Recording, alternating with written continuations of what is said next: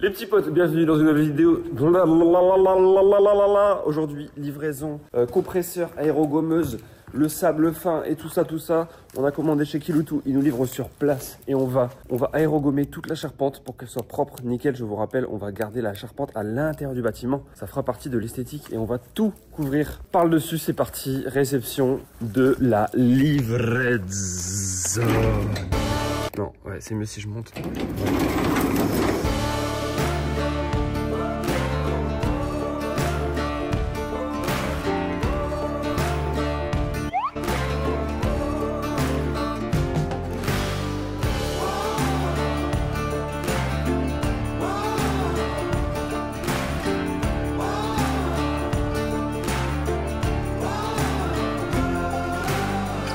Bon, je vous explique un peu ce que je suis en train de faire. J'étais en train de faire un trou dans le mur du 110. Qu'en fait, on a loué une aérogommeuse pour nettoyer toute la charpente en bois du 110. Donc, on la reçoit cet après-midi. Sauf qu'il y a un gros compresseur à faire venir. Et en fait, on n'a pas accès. Que ce soit à l'entrée du 110, on est sur la rue. Donc, on va pas mettre le compresseur sur le trottoir. Donc, on va mettre le compresseur ici dans la cour par la porte métallique. Sauf qu'en fait, la personne sur place nous a dit qu'en fait, c'était un peu trop compliqué de faire monter le tuyau jusqu'aux 5 mètres de mur, puis ensuite faire redescendre le tuyau vers la machine, puisqu'en fait on perdrait en intensité. Donc l'idée là, c'est de créer un trou dans le mur qui est juste derrière moi. De toute façon, c'est l'emplacement où il y aura une très grande baie vitrée, donc c'est pas très grave. Donc là, je suis en train de percer le mur pour faire venir le tuyau du compresseur jusqu'à la machine en ne faisant pas plein de virages. Ça va être un peu grand.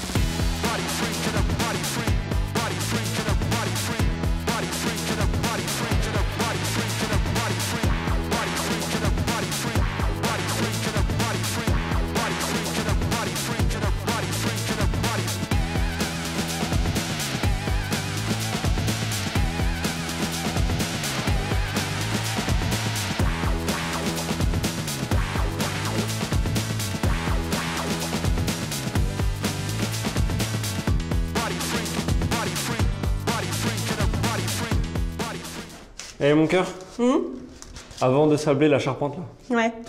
je crois qu'on a oublié de parler du sponsor de la vidéo. C'est qui le sponsor de cette semaine? Du sponsor de la chaîne et de ce projet. C'est qui? C'est Trade Republic. Tu connais Trade Republic? Ben non, tu m'en parles de temps en temps, mais je suis hermétique un peu au papier. Rachel est absolument allergique à tout ce qui est administratif, finance, elle ne regarde jamais son compte. Et moi, je m'efforce d'essayer de lui apprendre, mais bouge pas, j'arrive et je t'explique. Trade Republic, c'est une vraie banque, d'accord? Tu vois ce que c'est une banque? Oui. Bon, et ben sauf que là, il y a zéro frais. Mais c'est pas le plus important, et là, écoute-moi bien. Écoutez aussi, vous aussi. Chez Trade Republic, tu as ce qu'on appelle le save back. C'est quoi le save back? C'est un anglicisme pour dire qu'en fait, tu as 1% de toutes tes dépenses qui reviennent sur ton compte Trade Republic et que tu peux automatiquement placer. Investir comporte des risques. D'accord. Ça te parle ou pas? Oui, ça me parle, mais ça fonctionne avec toutes les marques. Oui, en fait, à toutes les marques, tous les magasins, toutes les boutiques, tu dépenses à partir de ton compte Trade Republic avec ta carte et automatiquement, tu as 1% qui revient que tu peux placer automatiquement et tu peux faire fructifier ton argent sans t'en rendre compte. Gratuitement. Ça donne envie de dépenser encore plus.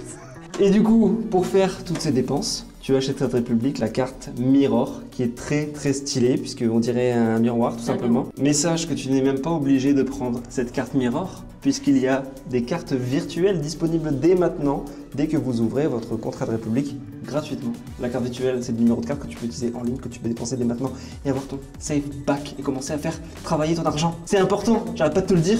En quelques années, Trade Republic est devenu la référence de la banque mobile pour faire fructifier ton argent. Elle a convaincu déjà plus d'1 million de Français. La dernière statistique qui fait mal, est-ce que tu sais qu'en moyenne, on perd jusqu'à 852 € par an dans les frais bancaires, dans de l'argent perdu qu'on pourrait éviter de perdre grâce à Trade Republic? C'est affolant. Oui, c'est affolant.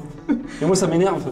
Prête-moi ta carte. On devrait tous être chez Trade Republic déjà. Prête-moi ta carte. Oui, il va dépenser et on récupère du save back. Ma ponceuse Milka. Créer ton compte en moins de 5 minutes, c'est gratuit, c'est rapide. Grâce à l'appli Trade Republic, le lien est en description. Et tout de suite, la vidéo du sablage, on s'attaque à la charpente, ça va dépoter et ça va poncer comme ton portefeuille quand t'es pas chez Trade Republic en fait, tu te le fais poncer. Alors on vient de monter la sableuse là-haut, on a le compresseur en bas. Donc l'idée c'est de se rapprocher avec la sableuse au maximum de la charpente, sinon on n'a pas assez de longueur de tuyau, c'est compliqué. Donc j'espère déjà qu'on aura assez pour aller du compresseur à la sableuse. Bon sinon on peut bouger le compresseur aussi, mais voilà, ça va être toute une gymnastique et ça va pas être simple du tout. Il va falloir s'accrocher je crois. Heureusement on a le temps avec nous.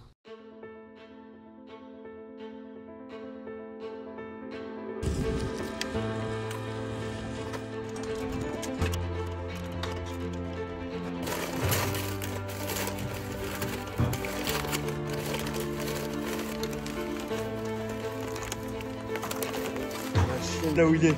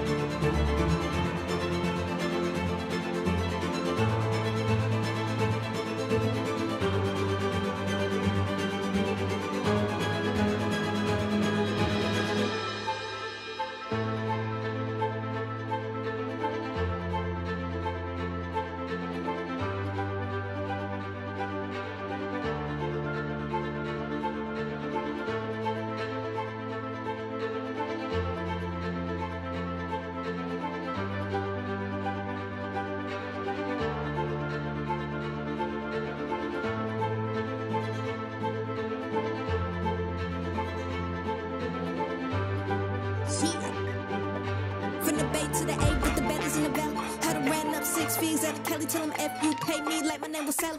Made then I hopped on the plane to catch a plane. In the air, somebody tell him don't drown trying to catch this wave. Tell him don't drown trying to catch this wave. Ain't no stopping me.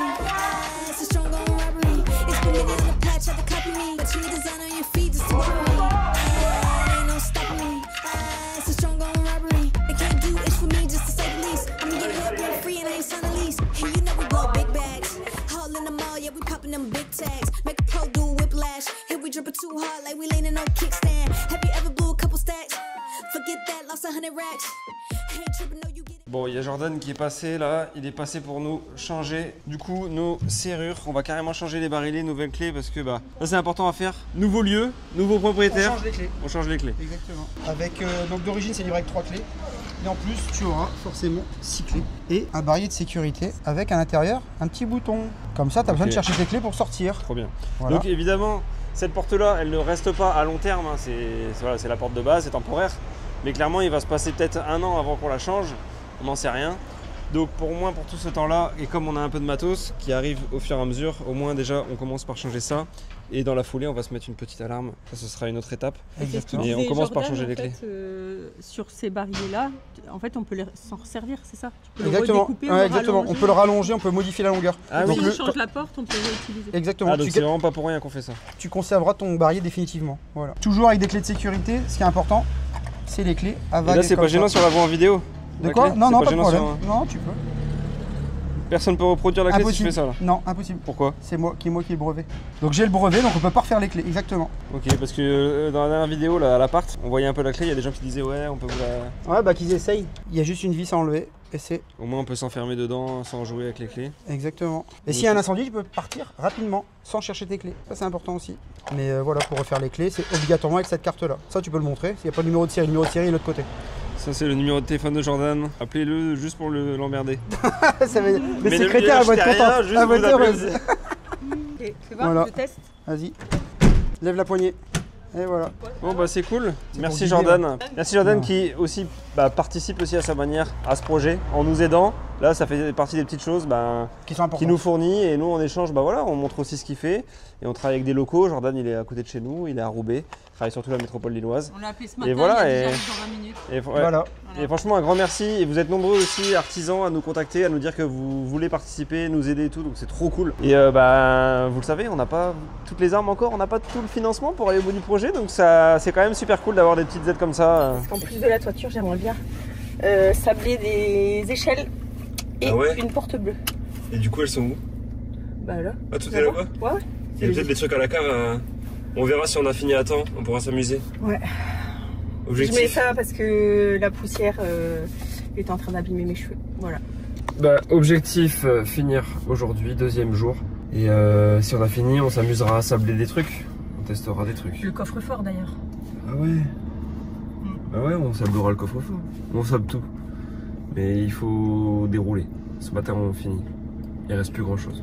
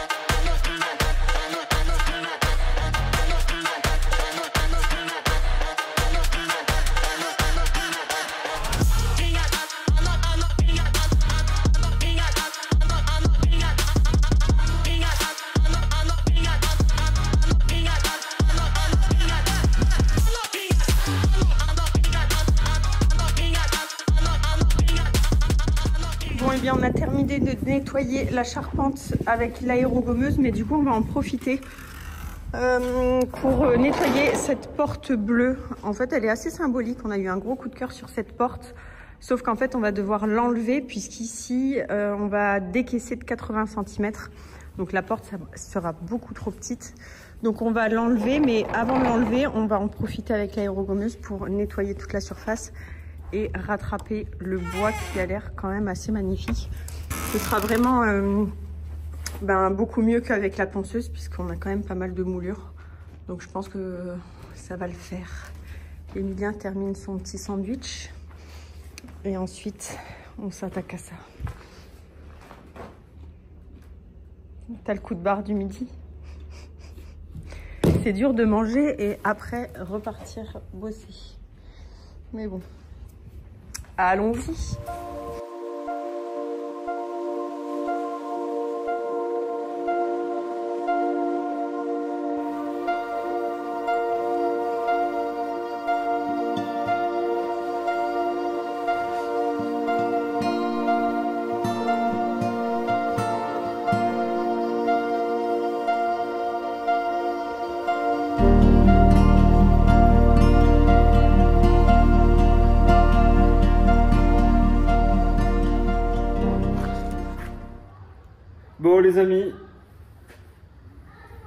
les amis, ça y est, vient de passer 2 jours et demi 3 jours d'enfer. dans la poussière. C'était un sacré carnage. Il nous est arrivé des péripéties, on n'a pas tout filmé. Alors on a eu un problème avec l'aérogommeuse, la buse. Tout au bout de la buse, il y a un petit... Il y a un pas de vis en fait. Ouais, en fait la buse elle se dévisse et on s'en est pas rendu compte, elle s'est un petit peu dévissée pendant qu'on l'utilisait. Du coup le sable est passé entre la buse et à l'intérieur du bout de la lance, ça l'a mangé et tout. Donc en fait ça l'a cassé. Ouais, On a dû retourner chez Kiloutou. Pour faire simple, on s'est rendu compte au bout du 2e jour on était en train d'aérogommer, en fait ça fonctionnait plus, c'est-à-dire que ça n'enlevait plus la peinture et je disais à Emilia, c'est pas possible, cette peinture là elle a du mal à s'enlever et tout. Je suis même allée chez Leroy Merlin acheter du décapant, donc on a mis du décapant sur la peinture et tout ça, et au final quand je me remets à aérogommer, je me rends compte qu'en fait la petite biloute là qui sort, elle était complètement tordue. Biloute. Donc je me rends compte qu'en fait la pièce est cassée et c'est pour ça qu'il n'y a plus de puissance et c'est pour ça que ça ne marchait plus. Donc on a perdu une journée entière à régler tout ça. On a perdu du temps. Donc ensuite, le compresseur, plus d'essence. Il faut aller à la station. Ensuite, qu'est-ce qu'on a eu? Bon bah tous les... pété le doigt Ah oui, je me suis... en allant rendre l'aérogommeuse et l'échanger. Voilà, il a voulu la descendre tout seul des escaliers. Mais... Donc je me passe le doigt en sang, je le perce, comme Julien le perce. Pour faire sortir le sang, je mets une petite image là. Ouais, et d'ailleurs j'aimerais le filmer dans ces cas-là, c'est vraiment un homme. J'étais tranquille tout seul. C'est un enfer. Je l'ai fait tout seul avec... Il était mort pendant au moins 30 minutes, fallait plus Non mais ça faisait très mal. Il a pleuré. Mais maintenant je connais la technique. Non mais ça c'est parce que j'étais épuisé, j'en avais vraiment marre en fait. Mais comme je m'étais déjà fait ça sur un doigt et que je l'avais chauffé avec une aiguille, j'avais fait un petit trou pour que le sang y sorte. Les femmes me comprendront. Bon bref. Heureusement que t'accouches pas quoi. Wow. Ah, ça c'est clair. Donc, on en a chié. Donc là, on se retrouve avec une charpente. Je vous montre. On se retrouve avec une charpente couleur bois propre à peu près. Donc ça fait plaisir. Voilà, je passe en mode un petit peu zoomé comme ça, vous voyez. Mais c'est pas encore parfait. Donc, je pense que ça mérite un petit ponçage. Un petit ponçage en fait de finition parce que là, mine de rien, l'aérogommeuse, ça attaque le bois. Donc on est loin d'avoir un bois lisse et du coup il est un peu moins lumineux, il reste un peu terne. Je pense que si on le ponce, on est vraiment parfait. C'est surtout qu'on a énormément de travail, c'est-à-dire que là c'était vraiment un ensemble. On a voulu nettoyer la charpente pour que la couleur soit homogène, mais on a beaucoup d'agrafes, beaucoup de clous à enlever. Et donc du coup on va effectivement reponcer en surface pour avoir un bois lisse et on viendra mettre un petit peu de cire, je pense, de cire ce qu'on a mis à la maison, la cire d'antiquaire, ça fonctionne très bien pour avoir une charpente nickel. La cire humaine? Non. Après aussi, si Emilien retourne la caméra, vous allez remarquer qu'il y a toute une partie, je m'avance, on n'a pas le micro. On n'a pas le micro, donc il faut que tu restes à côté. Toute cette partie-là, en fait, on ne l'a pas nettoyée. Pourquoi? Parce qu'en fait, ici, vous le voyez, il y a comme une espèce de casquette qui va être détruite et on va faire un pignon plat pour gagner en fait en hauteur, puisqu'ici, on va recréer une mezzanine comme à l'identique. Donc là, notre couvreur va refaire entièrement la charpente en prenant la même section de bois. On verra après, je ferai un jus pour avoir la même teinte que la charpente. Puisque c'est un jus parce que... À l'école, on avait justement des techniques pour pouvoir créer des décors et on faisait des jus, c'est-à-dire qu'on va, j'en sais rien, mettre du brou de noix avec un petit peu d'eau, avec un petit peu de café pour pouvoir recréer en fait une charpente ancienne. Bon bah voilà, donc une nouvelle étape de franchie et la prochaine étape, après évidemment la partie finition ponçage qu'on essaiera de faire à la va-vite qui sera pas très intéressante. Et la prochaine étape de cette charpente, ça va être de sélectionner la finition puisque on commence par la finition et là c'est la particularité. C'est que on va poser en premier la finition et après toute la couverture, toute la toiture. Oui, l'idée encore une fois, c'est que dans ce projet-là, on puisse expérimenter d'autres choses. On n'avait pas envie de faire ici un plafond en placo, donc on s'est dit qu'on allait s'inspirer encore de nos voyages et faire un plafond, vous savez, dans l'esprit un peu canis, un peu à la style balinais. C'est pour ça qu'en fait là, je suis en train de tester avec une chute. On est allé chez Saint-Maclou prendre du jonc de mer pour pouvoir un peu imiter les espèces de tissages qui se font en bambou. Voilà, mais nous on peut pas importer ça, ça va être trop long, trop compliqué puisqu'en fait on attaque normalement la charpente la semaine prochaine. Donc on essaye de trouver des alternatives et je trouve que ça fait le job parce qu'on a vraiment un tressage sur le jonc de mer qui est intéressant. On est sur une matière. Contre-jour, donc ouais, c'est vrai que tu vois. Attends, viens là. Donc là, on est sur une matière naturelle.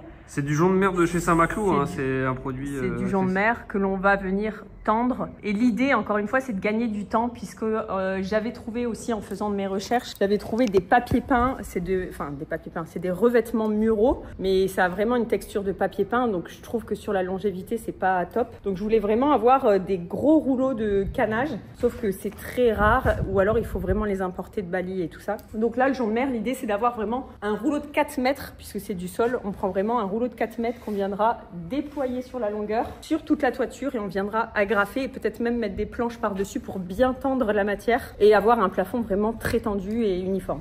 Donc voilà, c'est l'occasion de vous expliquer un petit peu rapidement, et ça sera le sujet évidemment de notre vidéo, mais ce qu'on compte faire sur la toiture. Comme le dit Rachel, donc sisal déposé directement sur les chevrons, ce sera la première étape, on commence par la finition. Et alors là, je préfère tout de suite mettre un haut là à vos interrogations ou vos remarques qui pourraient dire ça va coûter une fortune, etc. Je pense que ça va nous coûter beaucoup moins cher cette solution.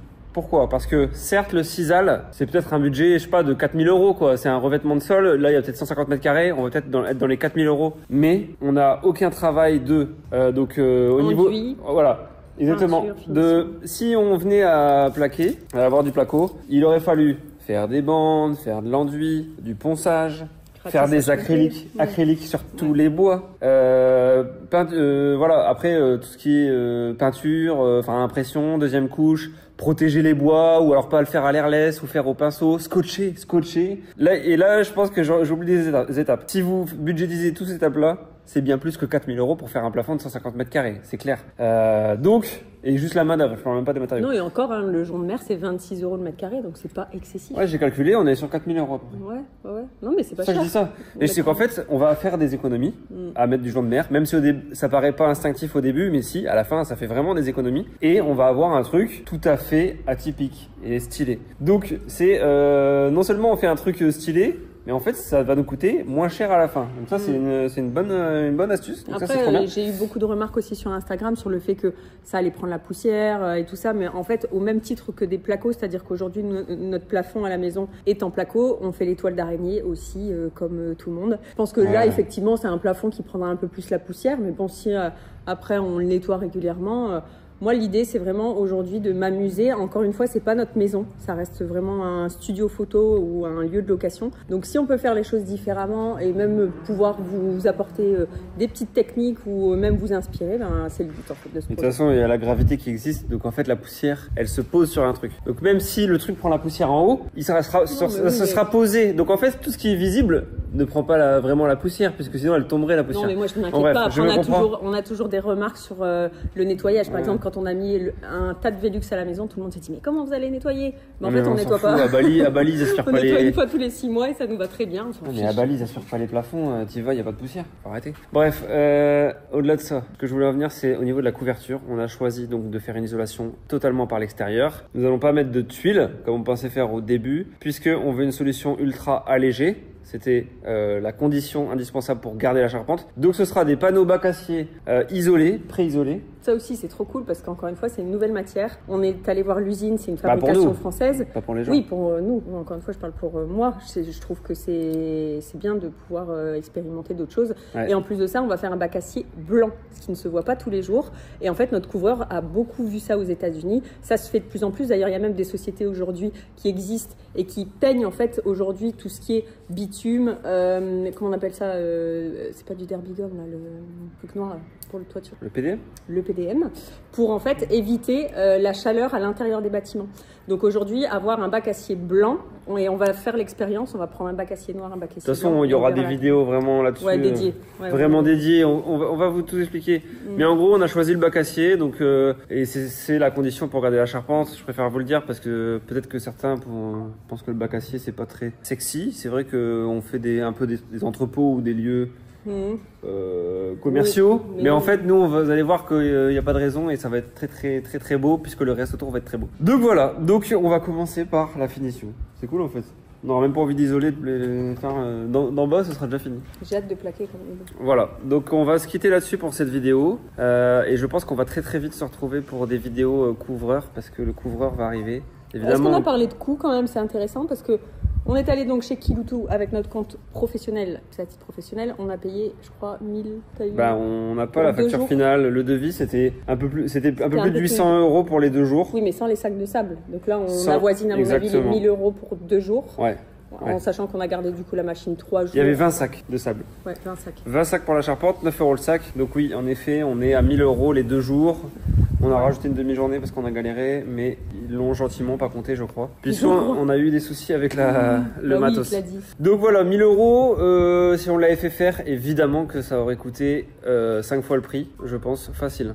Là, je pense que c'était 5000 balles hein, de vie pour faire ça. Je sais pas. Donc là, c'est 4000 € dans la poche. Encore une fois, bravo à tous les artisans qui font ce métier-là parce que je me suis dit en faisant. D'ailleurs, c'est une discussion que j'ai eue avec une copine qui me disait ouais, Rachel, j'ai fait un devis pour faire de l'aérogommage et tout sur mes escaliers. Il me demande 4000 €, c'est cher. Voilà, je lui ai dit, bah, écoute, c'est simple. T'as qu'à aller louer la machine toi-même et le faire toi-même et tu vas voir à quel point c'est un travail pénible. Donc si la société en fait prend pas 4000 €, elle va rien gagner parce qu'en fait entre la location, protéger la bâtisse tout simplement et tout ça et juste et payer l'URSSAF. Ouais, et payer aussi les charges françaises. Et c'est ça, nous on vous montre qu'on peut faire nous-mêmes, mais sachez aussi que quand vous recevez des devis, c'est pas cool de dire à chaque fois ouais c'est trop cher, pensez aussi aux parfois artisans. C'est cher.